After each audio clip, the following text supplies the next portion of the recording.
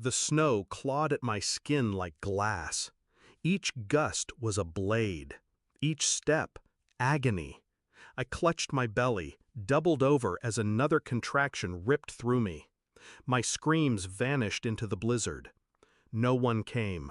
No one opened. Door after door, fist after fist. My knuckles were bloodied from pounding. People's lights were on, but curtains snapped shut when they saw me, a swollen girl in rags, begging. It was then, shivering, breath shallow, blood running down my thighs, that I realized they wanted me dead, and so did he. Back then, I still believed in Daniel, my Daniel, the man who swore he loved me, who whispered against my skin that he'd protect me and our child. But love rots quickly in the dark. The first clue came with his late nights, the second with his sudden distance, his silence when I asked about money. The third was undeniable. His mother smirk when she told me, almost gleefully, that I was never supposed to carry his child, that I was only ever a mistake to be erased.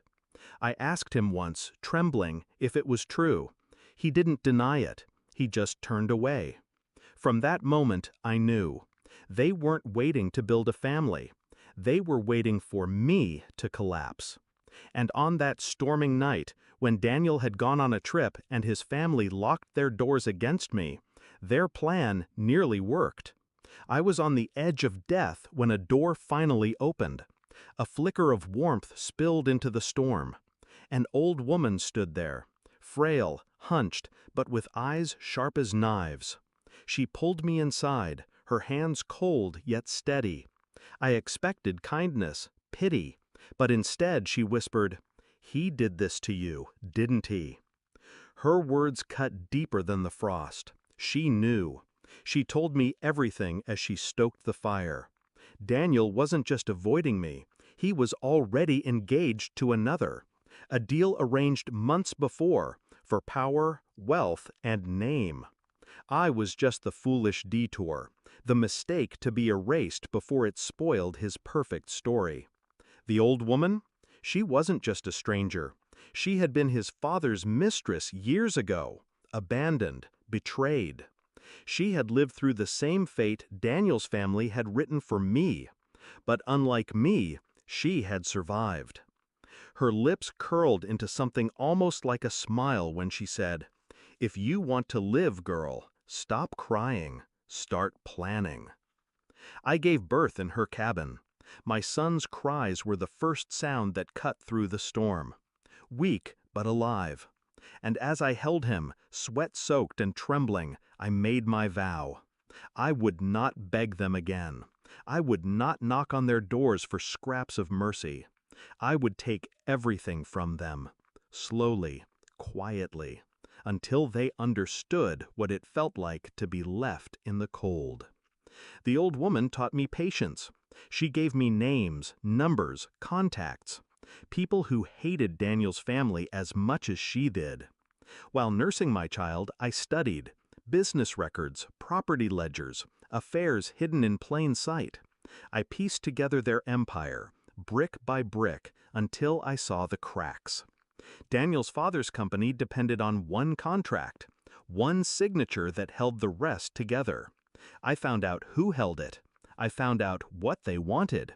And I gave it to them, quietly, anonymously. I never signed my name, never left a trail. But the day that contract slipped from their grasp, I knew they felt it. It wasn't enough, so I went deeper. His mother, so proud, so cruel, hid things Daniel didn't know. Bank accounts overseas, affairs she thought were secret. I let them slip into the wrong hands. And Daniel himself? I didn't touch him, not yet. I let him sweat under the weight of failure, let him wonder why every deal soured, why his father stopped trusting him, why his bride-to-be vanished days before their wedding with proof of his lies in her purse.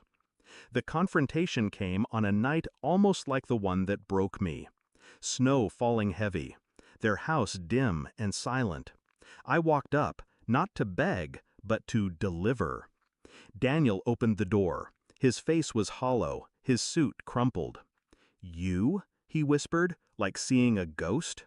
I smiled, calm, steady, the way I hadn't been the night he left me to die.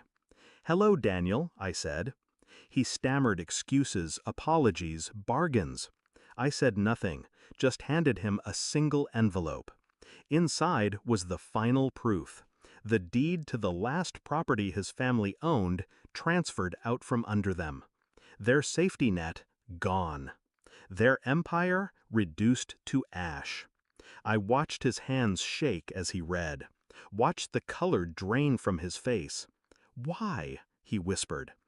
I leaned in, so close he could see the frost in my lashes, the calm fire in my eyes. "Because you left me in the snow," I said. "And I don't forget." I didn't wait for him to answer. I left him there, in his crumbling house, clutching papers he could no longer use to save himself. And as the wind swallowed me again, I didn't feel cold anymore. I had carried life through death.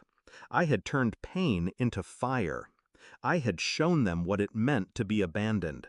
Then I left them with nothing but the storm. People call it revenge. I call it survival.